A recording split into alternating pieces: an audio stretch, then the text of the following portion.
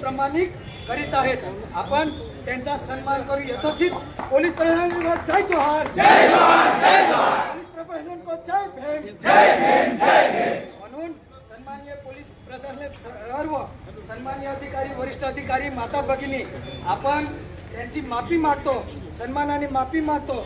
भारतीय संविधानाचे पालन करूनच साहेब आम्ही इथं आलो, कारण हे डिपार्टमेंट आमचं आहे। आम्ही शासकीय कामाचा पालन केलेला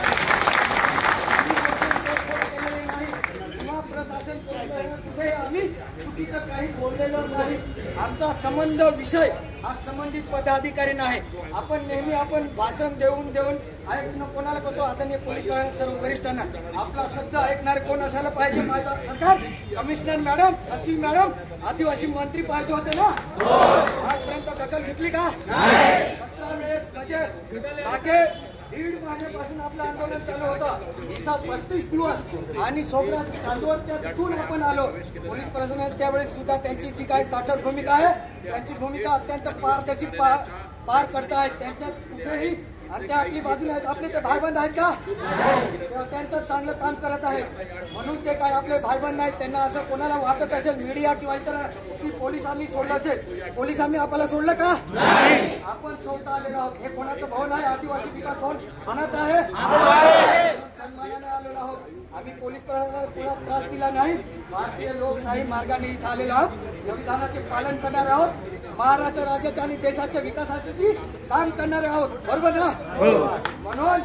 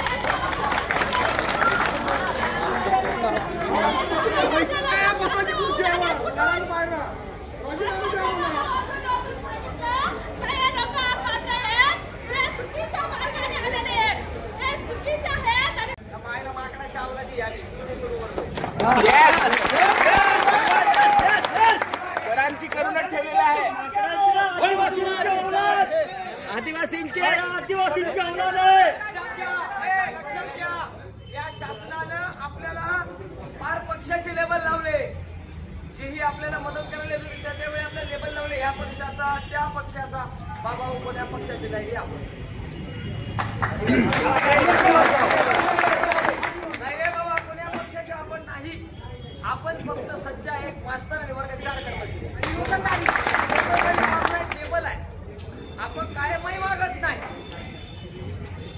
मध्ये येण्याची गरज का पडली? आपण प्रेमात होतो, शासनाला वाटत होतं यामध्ये जाहिरात काढा, निविदा प्रसारित करा, टेंडर मंजूर करा, आदेश द्या, हे बोलत होते। आपण नाही आलो,